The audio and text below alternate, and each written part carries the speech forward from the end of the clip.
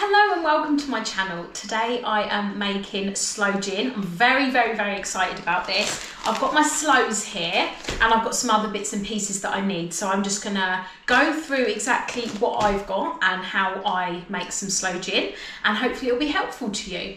So first of all, the sloes. I've got 500 grams of sloes here. They're in this bag because they've actually been in the freezer. So I harvested these probably about a week ago, and they're usually ready to harvest in the autumn. This could be any time from the end of August to November, depending on what year we've had and how ripe they are. To know if they're ripe or not, just give them a little squeeze and they should be slightly soft to the touch. Once they're in that condition, you can harvest them, give them a good rinse, pat them dry, and then I put them in the freezer. That is to mimic a frost, and it apparently gives a sweeter flavour. I know that some people don't do this, they put them straight in, and I know also some people just prick them with a fork and that can release the juices and make it sweeter as well. So it is personal preference. This is just how I've done it. I put it in the freezer and they have now been defrosted. I've got 500 grams there. I've also got 250 grams of golden caster sugar. You can use any sugar. This is just what I prefer to use, golden caster sugar, and I've got 250 grams. I've got 1 litre of gin. You can use any gin that you like. I've got a Gordon's dry gin because that's my preference, but you can use pretty much any plain flavoured gin, not like your grapefruit flavour and things like that. You want just your normal, original dry gin, or any gin that you particularly want to use. Then you need something to store the sloe gin in. Now, I've been making cider for the past couple of years, so I have actually got these demi-johns. This is all I've got that's big enough. So to be honest, it probably isn't the best vessel, but this is what I've got, so that's what I'm gonna use. You can use mason jars. I know they're really popular. I've got something in my really big one at the moment, so I can't use that. You can use a bottle, so you could literally use a gin bottle. You can use pretty much anything that will store that in for an amount of time. So I've got a funnel as well, because I think because the demi-john has got a smaller neck at the top, I'm going to try and put my sloes in that way. I don't know if it's going to work yet, let's see, but that's just because that's what I've got. Obviously, it goes without saying, everything needs to be sterilised, washed and nice and clean. So let's start making the sloe gin. Berries go in first.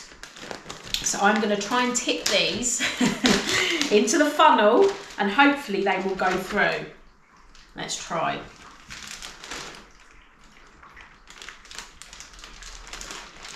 I'm going to do it slowly so that they don't get clogged up. I'm hoping they fit. Yes, they do. I'm not going to do too many at a time.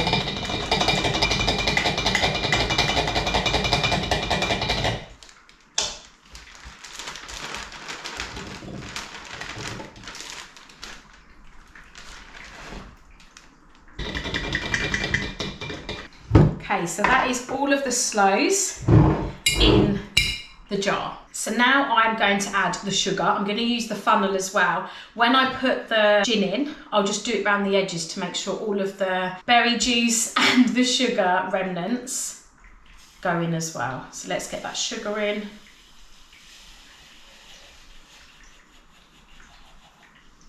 There we go. And now for the gin.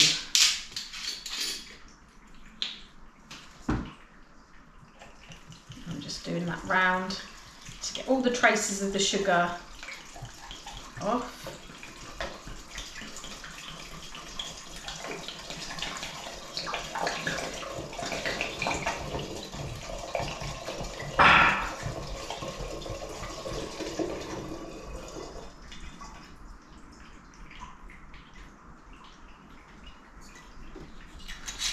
So then you just want to give it a really good shake. I'm going to swirl mine rather than shake it because I've got such a big bottle. But you basically just want all that sugar to dissolve nicely in there. Let's give it a good shake. So now you've given that a really good shake, and a really good mix up, you need to seal the bottle. So I'm just using what I've got, which is what I'd normally use for cider. It's an airlock. It doesn't need an airlock. There's no gas that's going to be released in this, but this just seals the top of it for me, and it just means that nothing can get into the mixture, which is what we want. Now all we need to do now is put it somewhere cool and dark for the next 7 days, once a day. Get it out, give it a good shake once a day. And then after that, you need to leave it for at least 2 months. So once you've waited at least 2 months, you're ready to drink your gin. All you need to do is you need to tip this out of whatever you've got it in, put a muslin over a jug, for example, and that will collect all the berries, and then you can store it in whatever you want. I will probably just keep this and I will store mine in the original gin bottle, and then I can just drink it as and when I like.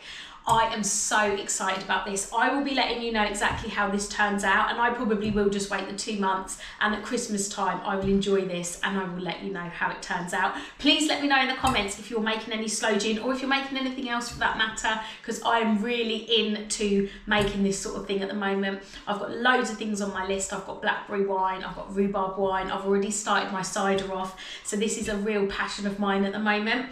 Let me know how you get on anyway and what you're doing. Thank you so much for watching me today, and I'll see you again soon.